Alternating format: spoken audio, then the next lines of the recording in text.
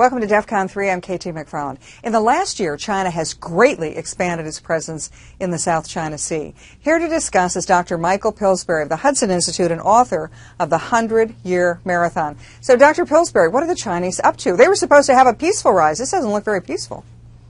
Well, they claim that they are a peaceful country and their rise won't disturb anybody. But what I argue in my book is that if we just let the Chinese speak for themselves, there's a lot of new evidence, some of it dating back to the 1950s, that their long-term goal is to catch up and then surpass the United States.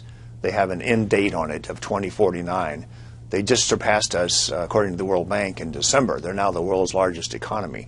By 2030, they want to be double our size, and by 2049, triple or even 4 times our economy. So basically, it's not a Stalin or a Hitler kind of conquest strategy. It's a strategy to own the world and then claim all along that this is going to be good for everybody else.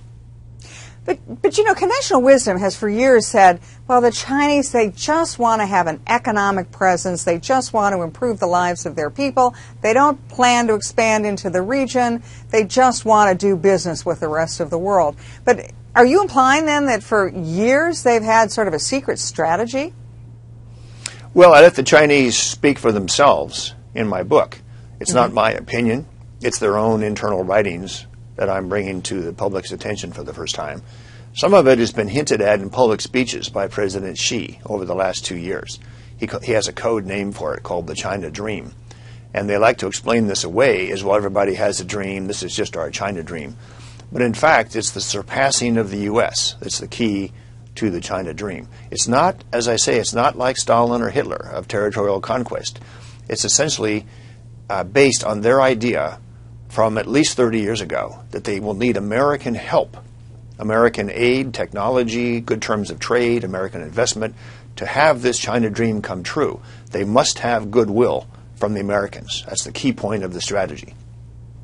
But when you talk about, well, this is from the Chinese documents, American assistance, how does that explain what they're doing in the South China Sea? I mean, they're building a military presence in that entire region.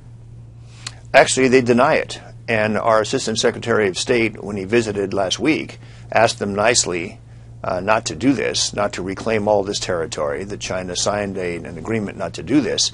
But the Chinese point is it was a non-binding agreement. It was just a goodwill agreement. And since 10% of China's economy depends on these maritime areas, this is really an economic matter. They claim they're not involved in territorial conquest. And these are not military bases in the sense that America has military bases. So I think they're going to get away with it. There's not going to be any action to punish them for doing this.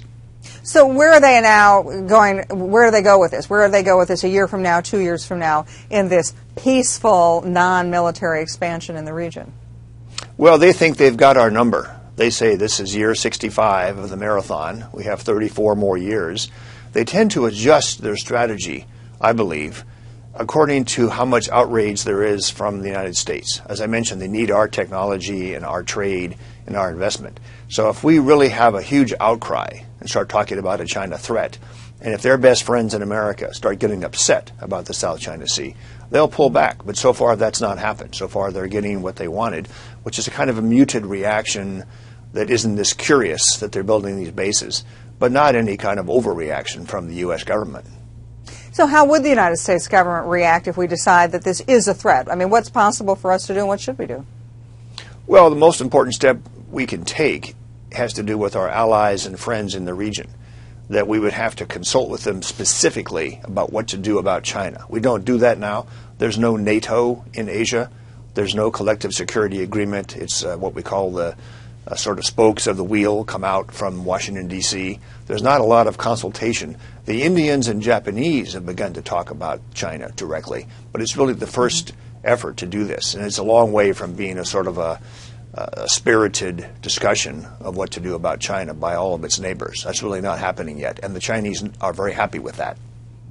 So much for the pivot to Asia that the president announced. Well, thank you very much, Dr. Michael Pillsbury. As I said, he's author of the 100-Year Marathon, and he is head of the Hudson Institute's China section, and he's a former Pentagon official. That's it for DEF CON 3. If you want to find out more about this or other foreign policy stories or even political stories, go to foxnews.com.